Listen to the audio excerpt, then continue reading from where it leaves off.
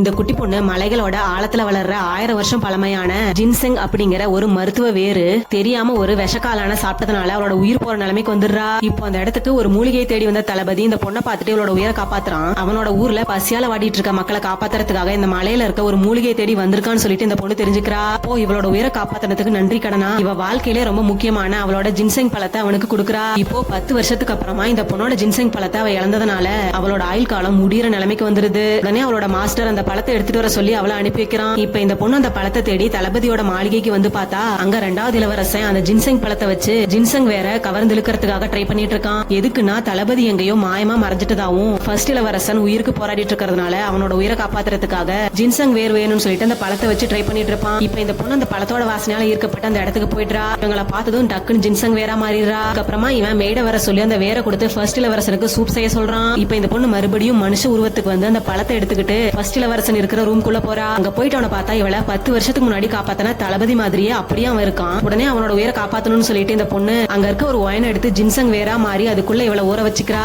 அதுக்கப்புறமா அந்த ஒயனை எடுத்து அவனுக்கு கொடுக்க அந்த ஜின்செங் வேரோட மருத்துவ சக்தினால அவனுக்கு உயிர் வந்துருது. கடைசியில இவ இளவரசனோட உயிரை காப்பாத்தினதுனால அந்த குடும்பத்துக்கு அதிர்ஷ்ட தேவதையா மாறிடுறா.